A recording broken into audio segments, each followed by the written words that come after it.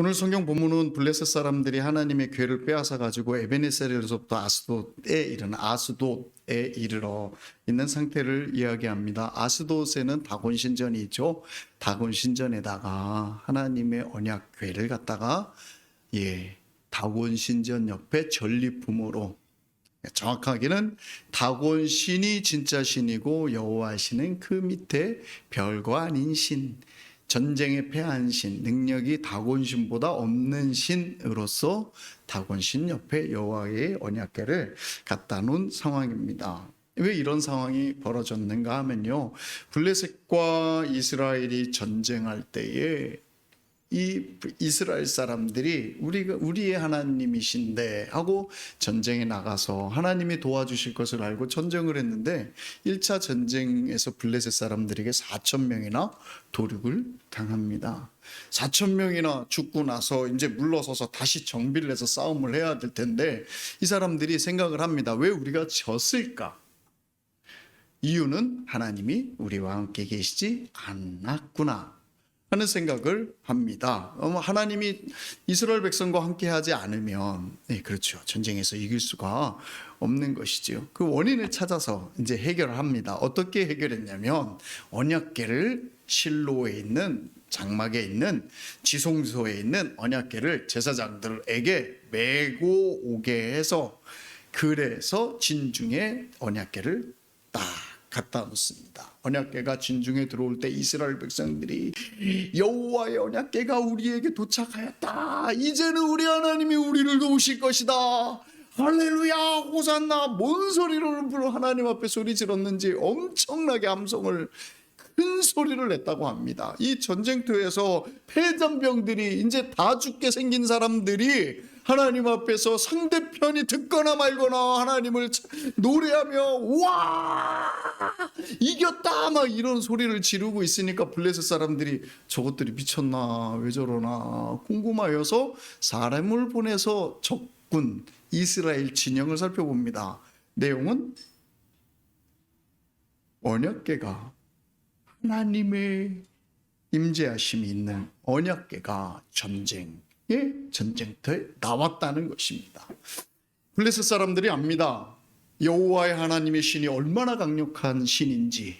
여리고 사람들이 고백한 것처럼 상천하지에 이와 같으신 이가 없다 하는 하나님이라는 것들이 온 근동 지역의 이스라엘 주변에 널리 알려진 사실이니 이스라엘 사람들도 두렵지만 실제로 두려웠던 건 누구예요? 하나님이 두려웠죠. 상천하지 이와 같은 신이 없는데 여리고를 무너뜨리고 요단강을 갈라서 백성들을 걷게 하시는 하나님, 전쟁에 나가기만 하면 이기게 하시는 하나님, 그 하나님을 봤으니 두렵죠. 그래 블레셋 사람들이 이렇게 서로 이야기합니다. 이제 우리는 죽었구나. 여호와의 신이 저들과 함께 있으니 우리는 끝나겠구나. 어떻게 하냐? 전쟁터에 나왔는데 그렇다고 무기 놓고 도망갈 수도 없고, 도망가야 또 잡히면 그들의 노예가 될 텐데 차라리 그냥 죽더라도 한판 붙어보자 하고 전쟁을 시작했습니다. 우와 하고 이스라엘 백성 진중에 계신 여호와의 궤와 함께 그 궤를 대적해서 이스라엘 백성과 싸움을 합니다. 그런데 무슨 일이 일어납니까? 이스라엘 백성이 하나님의 도우심으로 막강한 신과 능력으로 자기들을 쳐부시는 게 아니라 자기들의 칼날에, 자기들의 창 앞에 아무 힘 없이 푹푹 쓰러져 나가는 것입니다. 그날 죽은 이스라엘 백성의 군사가 3만 명이라고 기록되고 있습니다. 3만 명이 1차 전쟁에서는 4,000명이 죽었는데 여호와의 궤가 전쟁터에 나왔음에도 불구하고 이스라엘 백성이 3만 명이 죽었습니다. 그리고 3만 명을 끌고 온, 죽여놓은 블레셋 사람들이 언약궤를 빼앗아서 그 언약궤를 들고 지금 어디로 갔냐면 에베네셀에서부터 아스돗에 이르러 다곤 신전 옆에 전리품으로 다곤 신이 능력의 신이고 별거 아닌 능력 없는 신으로서 다곤 신 옆에 처박아 놓는 일을 하고 있습니다. 1차 전쟁 때 4천 명이 죽은 일은 이스라엘 사람들이 그래도 이해가 갔습니다. 왜? 우리가 잘못했기 때문에 졌는 거 아니냐. 우리가 하나님 앞에 신실하지 못했기 때문에 졌지 않았나. 우리가 좀 뭔가 잘못을 했나 보다. 하나님이 계시면 우리가 이길 것 같다 하는 소망을 가지고 1차 전쟁이 진 이유는 하나님이 없었어.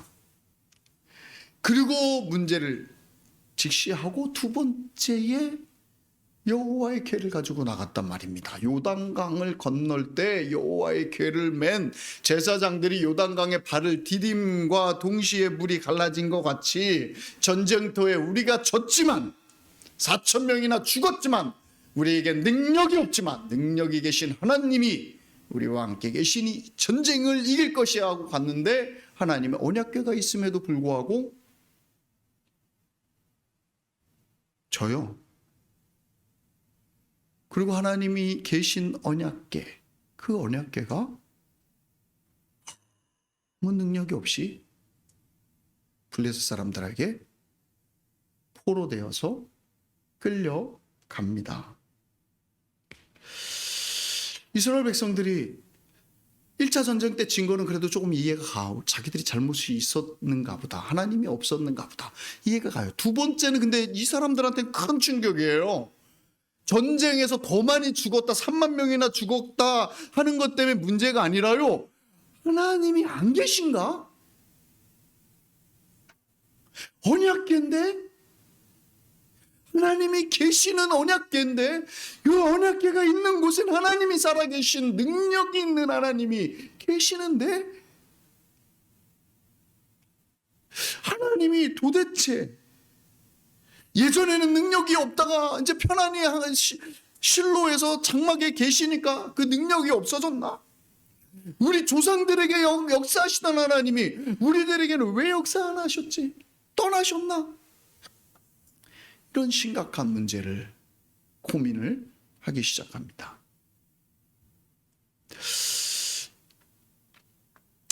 신약에도 이런 고민을 하던 사람들이 있었습니다.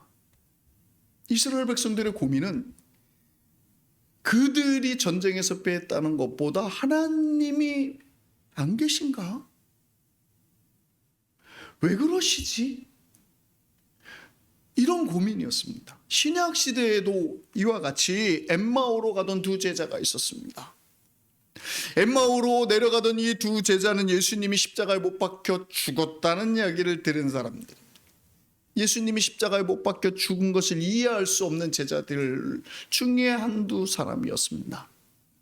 이 사람들은 예수님에 대해서 이야기 나눕니다. 가나 혼인잔치에서 물로 포도주를 만드신 기적을 행하신 예수님에 대해서 얘기합니다. 안진뱅이와 중풍병자를 일으키신 예수님, 소경의 눈을 뜨게 하신 예수님에 대해서 이야기합니다. 죽은 나사로도 살리신 예수님을 이야기합니다. 그런데 그분이 십자가에 못 박혀 죽임을 당했다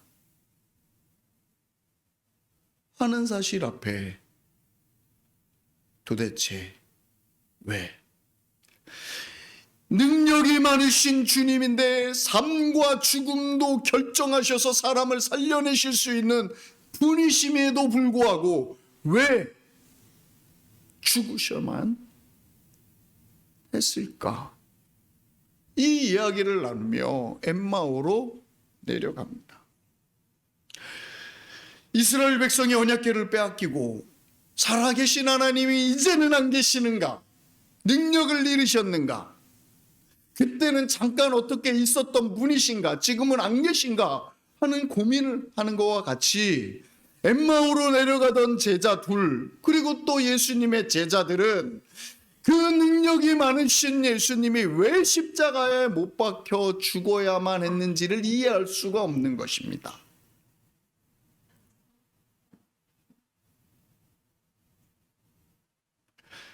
죽지만 않으셨으면 되는 거 아니었어요?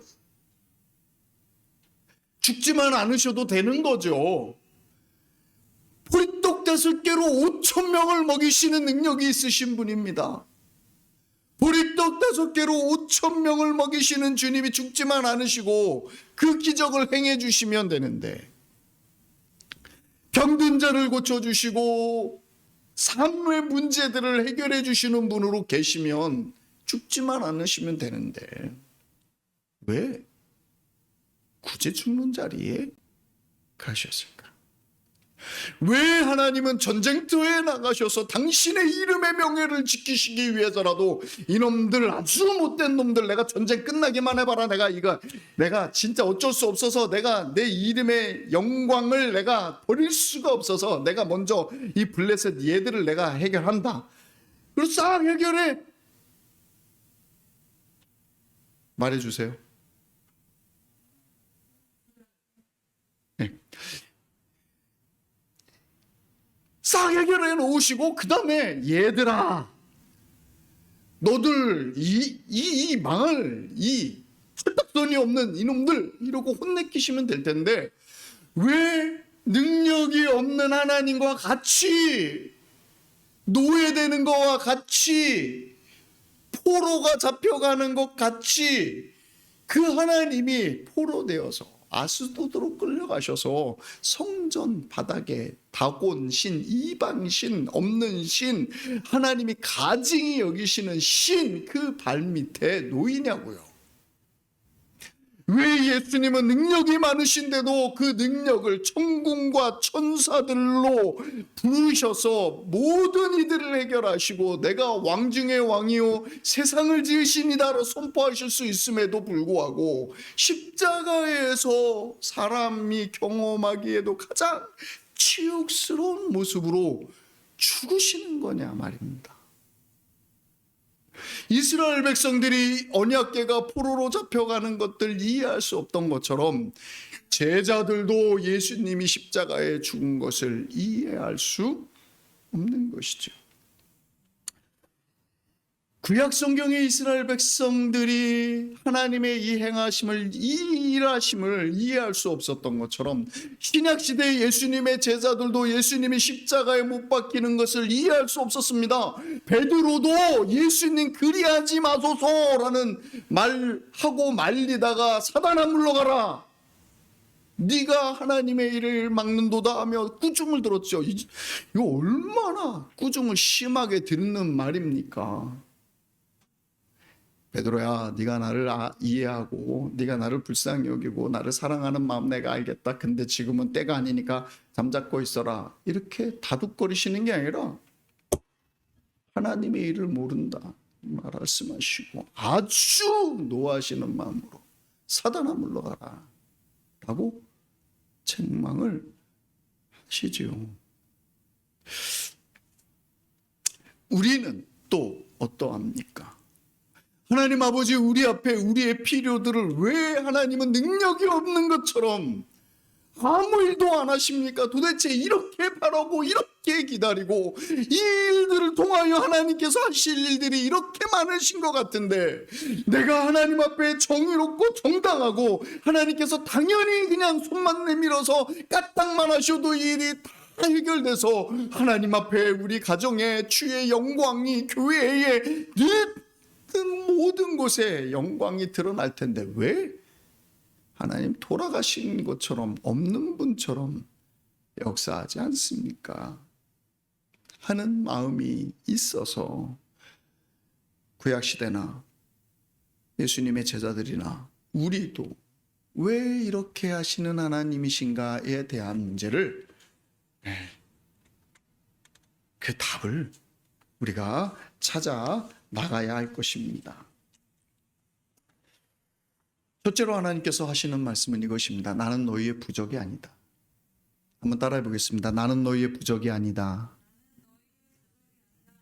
예, 너희의 기대와 내가 너희 가운데 사는 이유는 다르다 라고 말씀하시는 것입니다.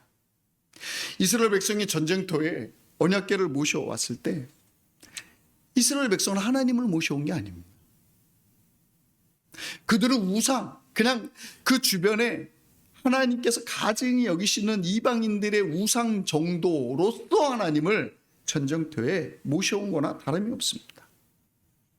무엇을 얻기 위해서, 세상을 얻기 위해서, 간절한 필요를 얻기 위해서 하나님에게 구하는 것입니다. 하나님을 모시지 않고 우상을 모시는 거예요. 하나님은 이런 우상의 자리에 하나님이 계시기를 거부하십니다.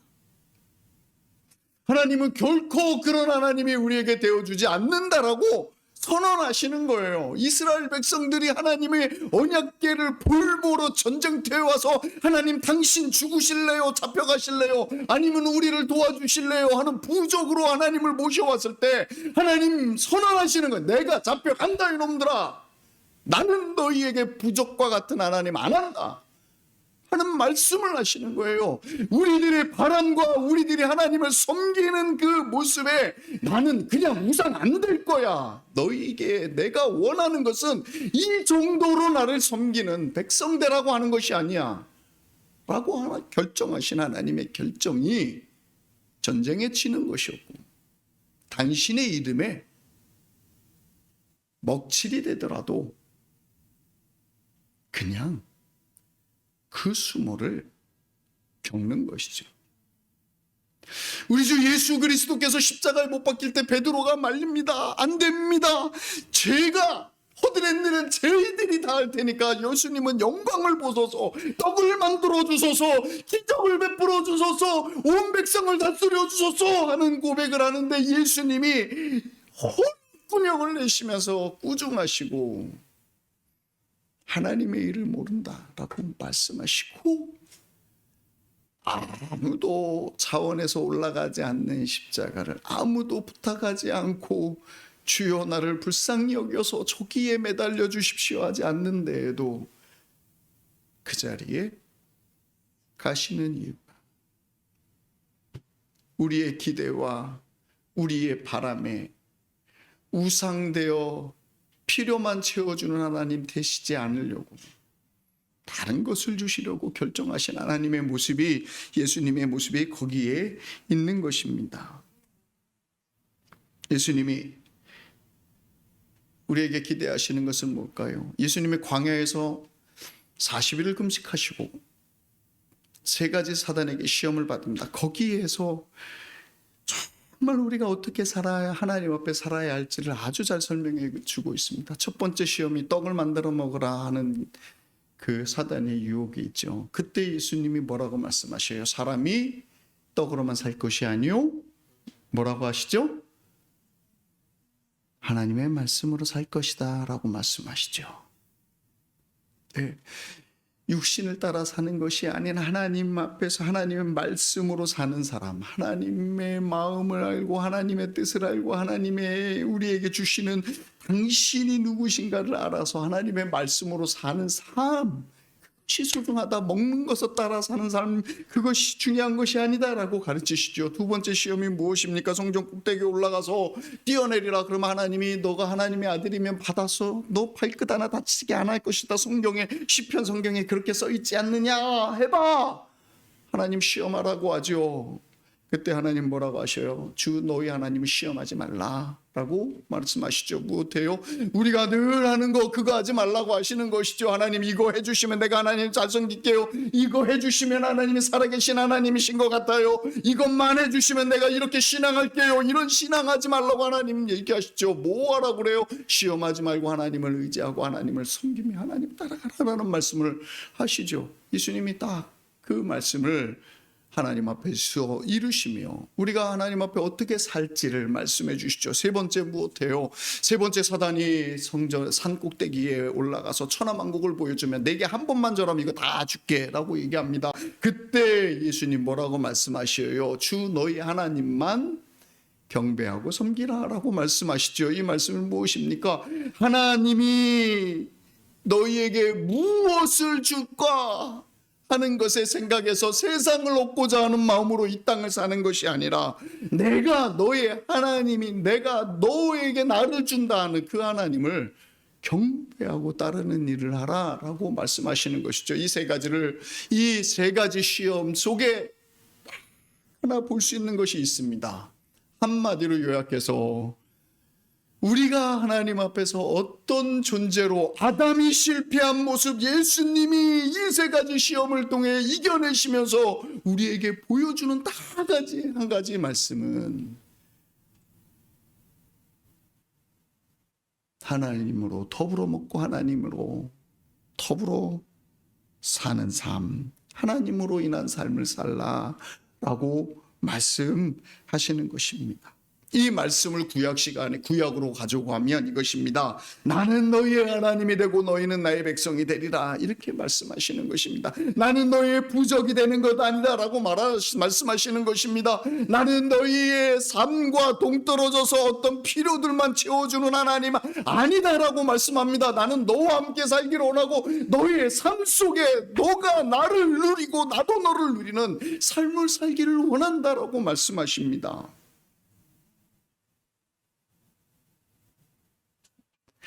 여러분, 신앙을 왜 하십니까? 세상을 얻으려고 신앙을 하십니까?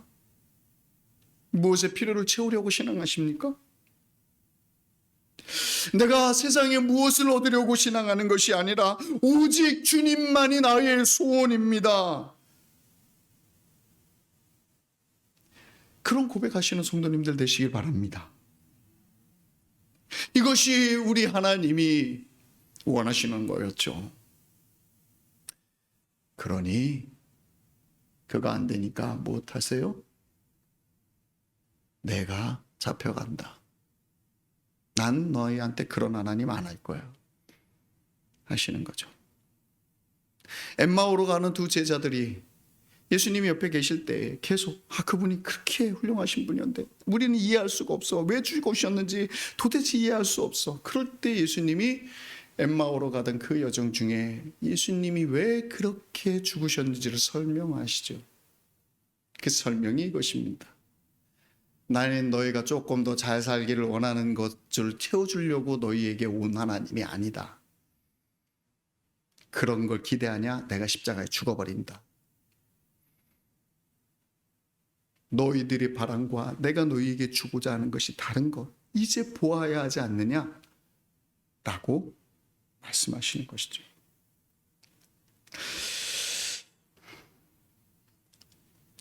오늘 읽으신 본문에 보면 다곤 신전에 예수님이 하나님이 궤가 처박혔습니다. 근데 앞에다가 모셔 놔진 건 아니고 다곤 신이 이렇게 있는데 옆에 이렇게 놔진 것 같습니다. 옆에 놨다고 그럽니다. 근데 그렇게 놓고 다음날 성전문을, 다곤 신전 문을 제사장들이 열어보니 무슨 일이 있어요? 다곤 신이 넘어져서 언약궤 앞에 경배하는 것처럼 엎드러져 있더라라고 얘기합니다.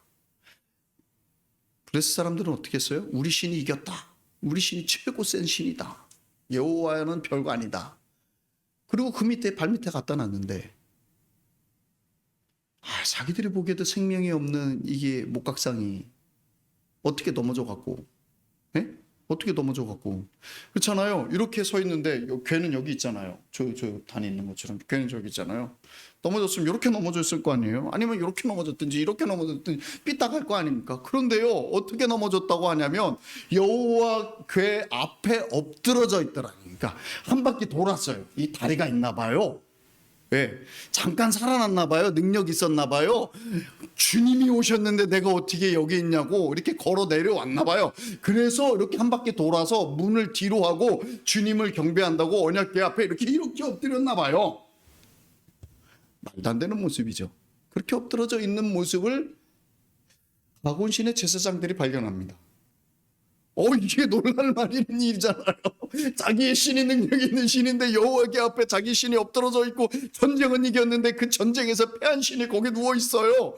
이게 신기한 일이잖아요. 그래서 얼른 그냥 막 주워다가 다시 제자리에 세워놨습니다. 그리고 다음날 아침에 또 문을 열어보니 무슨 일이 있어요. 목과 팔이 잘려서 몸뚱이는 돌아다니고 목은 머리는 여호와에게 앞에 다시 앞에 그 앞에 또 어떻게 굴러갔는지 또 주님 앞에 엎드러져 있고 팔은 문지방에 걸쳐져 있고, 그래서 다곤 신을 섬기는 블레셋 사람들은 결코 다곤 신전의 문지방을 밟지 않는다고 합니다.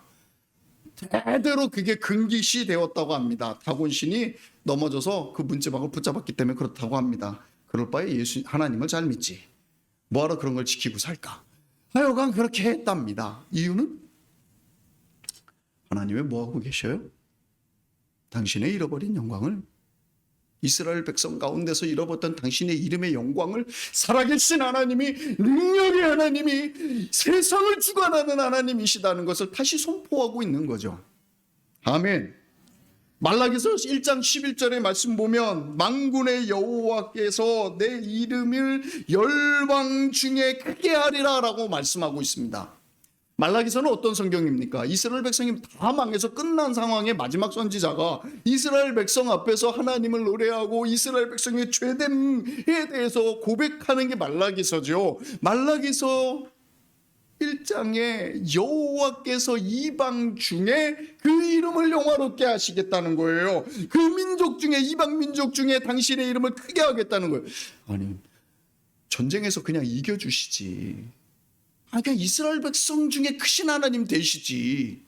왜 이방 중에 크신 하나님 되셔요? 이유가 있죠. 나는 너희 하나님이 되고 너희는 나의 백성이 되리라 하는 이 말씀을 따라오지 못하고 하나님을 우상 섬기듯이 믿어버리는 이 사람들에게 하나님 되어주심을 하나님이 포기하시는 것이죠. 당신의 영광을 버리시면까지. 그러나 이방 중에 어떻게 하셔요? 사신 하나님이고 능력의 하나님이니 당신이 살아계심을 선포하시고 세상의 주관자임을 드러내 보이시는 거죠.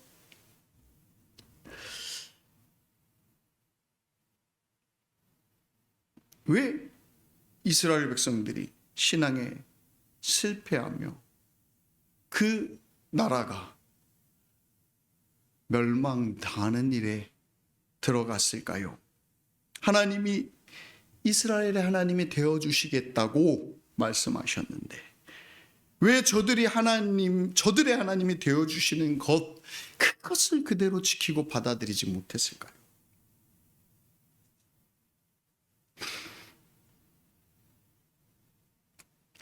두 번째로 우리가 생각해야 할 것은 하나님은 절대로 우리가 어떻게 해서든지 조종할 수 있는 분이 아니라는 것입니다. 가만히 보십시오. 우리의 소원은 하나님을 조종하는 겁니다. 그렇죠? 쉽게는 이렇게 조종합니다. 하나님, 제가 하나님 앞에 신실하게 열심을 내어서 하나님이 원하시는 일을 다 하고 있습니다. 그러니 나를 좀 돌봐주소서. 이렇게 조종합니다. 또 어떤 분들은 이렇게 조종합니다. 안 해주시면 제가요 죽습니다, 주님. 이건 해 주셔야 되는 거 아닙니까? 이거 안 해주시면 내가 진짜로 내가 하나님 안 계시다고 내가 하고 내가 하나님 떠날 거예요. 이런 협박을 해가면서 하나님을 섬깁니다. 이 둘 다의 하나님 아무 반항 안 하십니다. 아무 반항 안 하실 거라고 우리는 성경을 통해서 보아 알 수 있어야 합니다. 그런데요, 이렇게 하나님을 섬기는 그 사람들에게 아무 역사를 안 하실 거지만 어떻게 하셔요? 제사장도 없는 신전, 이방 신전에 가서 당신의 영광의 이름을 홀로 선포하고 계신 하나님이 그 살아계신 하나님을 증거하시는 하나님으로 계신 거라고 말하고 계십니다.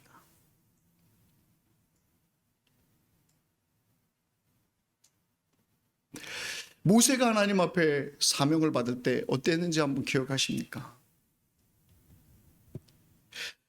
출애굽기 3장 13절에 보면 모세가 하나님 앞에 이름을 묻습니다. 누구시라고 얘기를 해야 될까요? 그랬더니 하나님이 하시는 말씀이 스스로 있는 자다라고 얘기하시죠. 이 스스로 있는 자라는 말이 모세가 듣기에는 신경질 나는 말이에요. 좀 잘 들으면요. 왜요?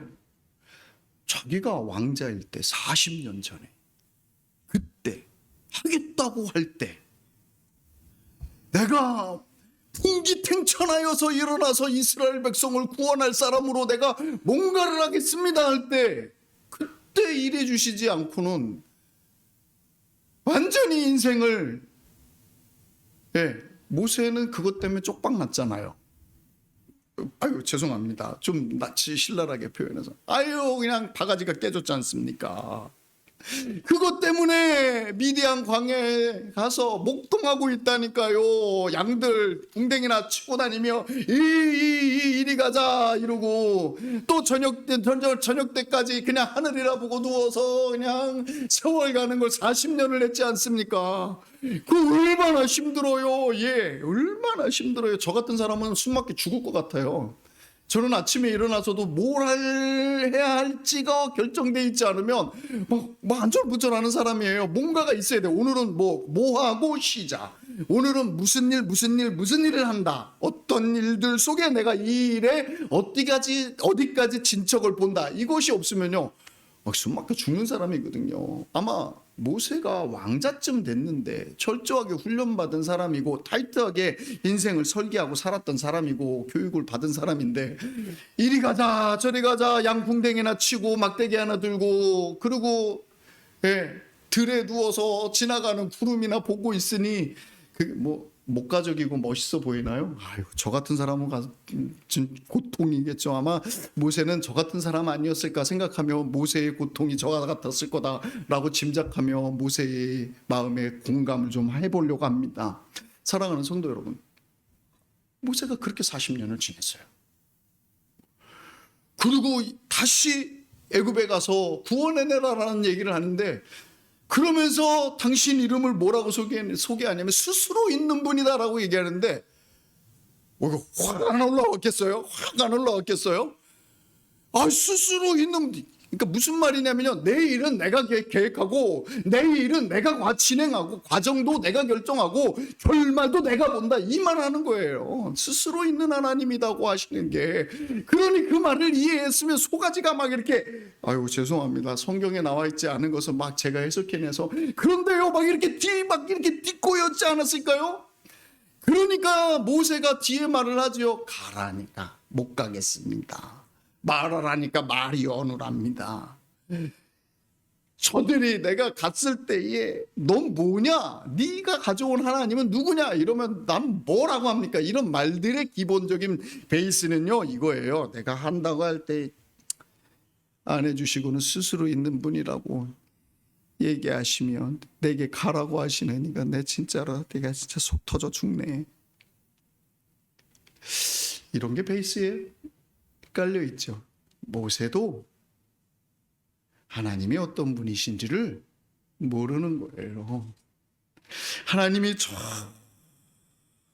정말 당신이 우리에게 어떤 하나님 되어주시겠다는 것들하고 상관없이 자기가 눈에 보고 자기가 해보고 싶고 자기가 계획하고 자기가 필요한 것들이 먼저 앞에 서서 하나님에게 요구하고 이루어지기를 바랬던 사람 중에 한 사람이었던 것이죠. 훌륭하신 우리 모세, 우리 조상 되시는, 믿음의 조상 되시는 모세를 욕해서 죄송합니다. 그러나 하나님 앞에 그런 모습 아닌가 생각합니다. 한번 좀 가보세요. 떨어졌는데 꽝소리가 나서 머리가 떨어졌나 싶은데, 꿍소리가 났어요. 한번 봐주세요. 죄송합니다.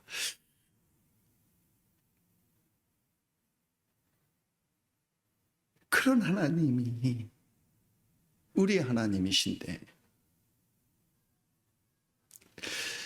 시작도 내가 알 거고 과정도 내가 알 거고 결과도 내가 볼 거다 라는 하나님인데, 그 하나님을 우리가 조종해서 쓰려고 하니 내 필요에 여기서 일해 주시길 원합니다라고 요구하고 있으니, 하나님이 우리에게 주시려고 하시는 당신의 모습, 당신의 성품, 그런 것들하고 상관없는 모습을 우리가 신앙하는 거죠. 그래서 호세아에서 이 백성이 지식이 없어 망한다라고 하는 질책을 하는 것이죠. 이스라엘 백성이 왜 망했다고, 왜 망했냐고 설명한다면 여호와에 대한 지식이 없어서 망했다라고 말하고 있는 것입니다. 하나님에 대한 이해가 없고 하나님에 대한 정보에 대한 문제가 아닙니다. 하나님이 시작이요 끝입니다라는 것들을 고백해내지 못하는 것이 문제였다라고 말하는 것입니다. 이스라엘 백성이든지 예수님의 제자이든지 우리든지 우리가 분명히 하나님과 우리 사이에 분명히 해야 하는 것이 하나 있습니다. 하나님이 우리를 당신의 백성, 당신의 자녀로 부름받게 하시고 자녀로 살게 하시는 것, 그것이 가장 중요한 하나님 앞에서 우리의 관계라는 것입니다. 다른 무엇으로 무엇을 해가려고 하는 것들을 하나님 허용하지 않으신다는 말입니다. 무슨 조건을 충족시켜 주셔서 이루어지는 그런 하나님 관계 하나님 안 하신다는 것이에요. 하나님이요, 그 멍청한 우상하고 다르다라고 설명합니다. 우상이 어떻습니까? 사람들이 우상을 섬길 때에 우상은 생각하지 마, 이렇게 신앙합니다. 한번 가만히 생각해 보세요. 세상 사람들이 섬기는 우상들이요, 사람들이 어떤 걸 기대하냐면 생각하지 마, 그 대신 생각하지 말고 능력 있는 거 내게 빌려줘. 생각 없이 그냥 능력만 있는 신을 섬기고 싶어해요. 그래서 그 능력을 갖다 쓰는 거죠. 아무 생각하지 않고 그냥 능력만 주면 돼요. 내가 그래서 비율을 맞추는 거죠. 비율을 맞춰서 그 능력을 갖다 쓰면 내가 그걸 신앙한다고 얘기하는 것입니다. 그 신앙의 목적이죠. 그런데 주님이 뭐라고 말씀하시냐면, 나는 너에게 그런 하나님 안 해. 너희가 내 제자이길 원하고 나는 너의 아버지이길 원해, 라고 말씀하시는 것입니다. 하나님은 우리를 당신 자녀 삼으시는 게 목적이에요. 이미 당신 자녀 삼으셨고요, 하나님은 우리를 하나님 닮은 사람 만드시는 것이 당신이 가장 소원하시는 것이에요. 이것 아닌 무엇으로 하나님 앞에 얻어 누리며 살겠다는 신앙을 버리시는 여러분 되셔야 합니다. 전쟁터에 언약궤 들고 가듯이 신앙하지 마셔야 합니다. 예수님의 제자들처럼 하나님 예수님이 행하시는 기적과 표적의 단맛을 보려고 예수님을 쫓아다니는 사람들, 하나님 일, 예수 그리스도의 십자가에 못 박혀 죽으시고 생명 주시는 일하고 상관없이 신앙하는 그런 모습을 버리셔야 합니다. 자녀다운 삶이 여러분 가운데 있으십니까? 내가 하나님 닮아가는 삶의 모습이 여러분 가운데 만들어지고 있습니까? 이것이 여러분의 신앙의 초점이어야 합니다. 내가 평탄하게 잘 산다, 그래서 하나님이 나와 함께 계시다, 이런 기준 만드시면 안 됩니다. 하나님이 내게 무엇을 복을 주셨다, 내가 부자가 되게 해주셨다, 내가 내 자녀가 잘 되게 해주셨다, 이런 기준도 만드시면 안 됩니다. 내가 하나님의 자녀인가라는 것과 하나님이 자녀로서 하나님을 닮아가는 일을 내가 하고 있는가 하는 면에 여러분의 신앙이 집중되셔야 합니다. 제가 어린 친구 3명이서 하나님 앞에 자기가 고민하고 애쓰던 것에, 신앙 고백하는 것에 눈물이 납니다. 목사인 저가 그 모습에 눈물이 날 때 우리 주님은 아마 우리 예배를 보시며 어떠하셨을까요? 당신이 받고 싶은 영광을, 당신이 말하고 싶은 그 말씀이 여기에 이루어지는 걸 보고 얼마나 기뻐하셨을까요? 이 자녀다움이 우리 가운데 없으면 무엇이 생겨나냐면요, 이게 참 큰 문제입니다. 이 자녀다워짐, 주님의 사람 되어짐, 하나님의 사람 되어짐의 기준이 없어지면 내가 여태껏 신앙 생활해온 이 것들이 하나님 앞에 공로가 됩니다. 하나님 앞에 무엇을 달라고 하는 조건으로 나아갑니다. 그 다음에 뭐가 되는 줄 아십니까? 쟤는 왜 저것밖에 안 하지? 쟤는 해도 더 많이 해야 될 사람 아닌가? 나는 이만큼 하고 있는데 왜 쟤는 저만큼 하지? 물론 우리 사랑하는 성도님들이 부지런히 하나님을 섬기고 그냥 시와 때를 가리지 않고 하나님 앞에 기도하고 교회의 필요들을 채우고 하나님 앞에 모여서 일을 하고 하는 모습 좋습니다. 너무 기쁩니다. 그런데 그것의 기준이 내가 주님 닮은 것이 되는 것이 아니라 조건과 공로가 되기 시작하면 내가 무엇을 이루었다, 내가 무엇을 바쳤다, 내가 무엇을 했다 하는 것의 공로가 되면 그 다음에 교회에 무엇을 만들어낸 줄 아십니까? 자랑을 만들어냅니다. 그러면 교회 싸움이 되는 거죠. 공동체에서 이런 거죠.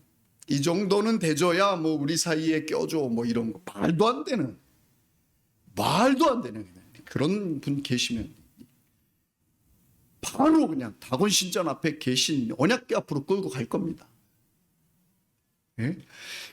어찌 그런 마음이, 어찌 그런 공로가, 어찌 그런 조건이 하나님 앞에 세워질 수 있습니까? 주님 그런 거 원하는 게 아니죠. 그래서 축복해 주신다는 것도 아니고요. 그래서 무슨 자리를 준다는 것도 아니고요. 여러분 무엇이 우리 앞에 있어야 하냐면 주님 닮은 주님 닮은 삶, 주님 닮은 제자 되는 것, 그것이 우리 앞에 있어야 하고요. 십자가 외에는 아무것도 없는 교회의 문턱이 낮아져서 주님이 죽으신 그 십자가, 그것에 은혜가 되어서 오는 성도들이 가장 위로받고 사랑받고 세움받을 수 있는 그런 교회가 되어야 하는 것이죠.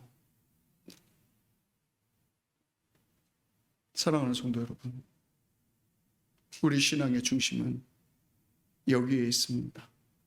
주님 닮아가는 성도들 되시길 바랍니다.